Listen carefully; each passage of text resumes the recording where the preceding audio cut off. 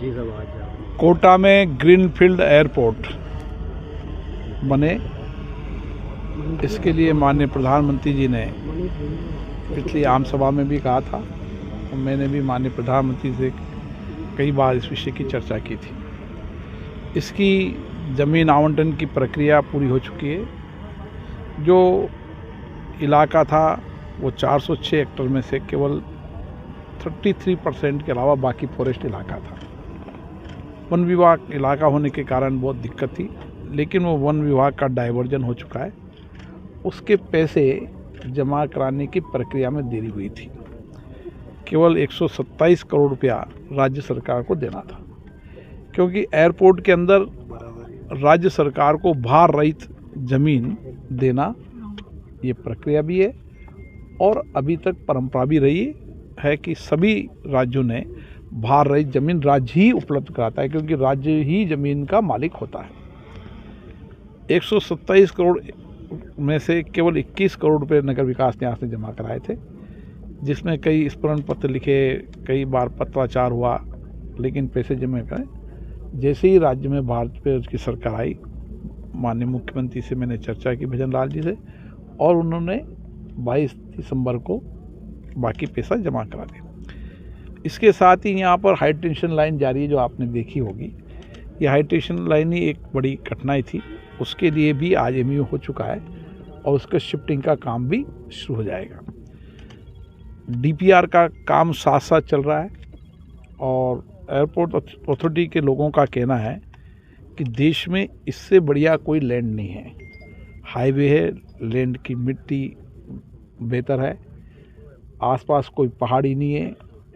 आने वाले भविष्य में ये एयरपोर्ट सबसे महत्वपूर्ण एयरपोर्ट होगा, जो कोटा, बूंदी और हाईवे के कारण अन्य सभी सेक्टरों को जोड़ेगा।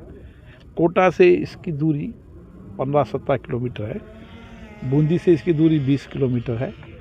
जब एयरपोर्ट आएगा तो निश्चित रूप से हमारे आर्थिक, टूरिज्म, इंडस्ट्रीज, कई सर्विस सेक्टर यहाँ पर आएंगे।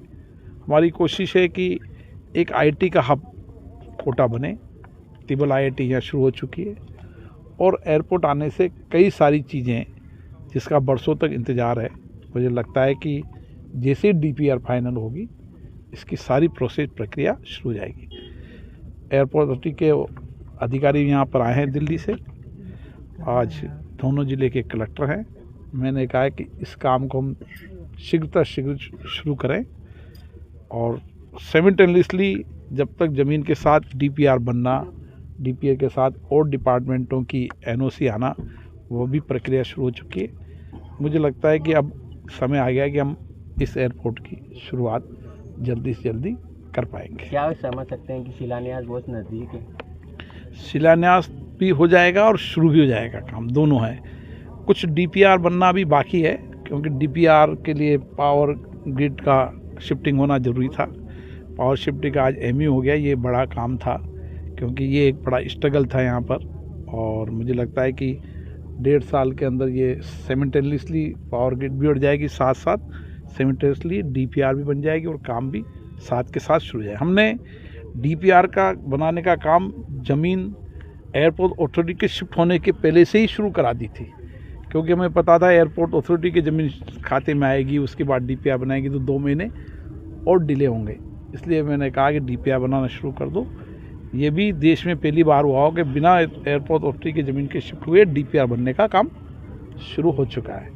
और एयरपोर्ट अथॉरिटी आपको बताएंगे कि इस पर आने वाले समय में, भविष्य में, ये इंटरनेशनल एयरपोर्ट के लिए भी ये एक महत्वपूर्ण जगह होगी और कई राज्यों को कनेक्ट करने के लिए कोटा एयरपोर्ट मील का पत्थर साबित होगा। ये जल्दी भी हो सकता था, लेकिन ऐसा लगता है आपको पिछली राज्य सरकार ने जो इसमें पूरी तरह से? मैंने राज्य सरकार से कई बार आग्रह कहा कि प्रक्रिया भी, नियम भी और परंपरा भी, हमेशा भार रहित ज़मीन देने का प्रावधान है, लेकिन राज्य सरकार पैसा नहीं जमा कराना चाहती थी। क्या कारण था, क्या नहीं था? अगर वो पैसा पहले जमा करा देती तो शायद अभी तक एयरपोर्ट का काम ही शुरू हो जाता है। एयरपोर्ट अथॉरिटी के बताएंगे आप सारी बात। जी अब किस पोजीशन में आ गए हैं और कब तक जो है यहाँ से? Executive Director, Airports Authority of India. My name is N.V. Subbaraidu. He is Mr. General Manager Lambodar Mohanty. The site survey वगैरह टीम में he is also one of the member.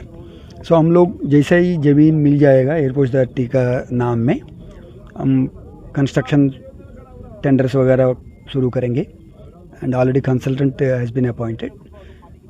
We will be doing first.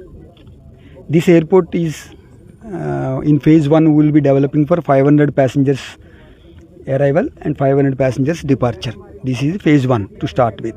Runway will be capable to take Airbus A321 aircraft, so which is sufficient to cater to the immediate requirements. And lot of scope is there for this because this is a obstruction free site except the towers of Power Grid Corporation. This is a very lot of scope is there for that. Economic activity of the Kota city is very promising. बढ़िया होगा public के लिए भी, but the country is expected to start, sir. So once the airport gets the land from the state government, then we will be able to start. That is a process which is in progress. Yes. आपका नाम फिर से बताइए. N.V. Subbaraidu, Executive Director. I am L.D. Mohanty, General Manager Aerodrome Licensing. I am also from Airport Authority of India. साहब ने जो बोले उसी हिसाब से काम चलेगा. और सर क्या लगता है ये देश के बेहतरीन एयरपोर्ट में one of because land wise अगर देखेंगे इतना मतलब बढ़िया लैंड. मैंने फिजिबिलिटी स्टडी में बहुत सारे जगह पे गया था, लेकिन ऐसा साफ़ सुथरा लैंड एयरपोर्ट एक्सटेंशन मतलब एयरपोर्ट के लिए कभी मैंने नहीं देखा. किस तरह से इसको उपयुक्त मानते, क्या कारण है जो इसका? देखिए नेचुरल टेरेन कुछ है नहीं, एक ही था ऑब्स्ट्रक्शंस, वो एसटी लाइंस, वो भी और आज ही एमओयू हो चुका है, वो लोग उसको डाइवर्ट कर रहे हैं. तो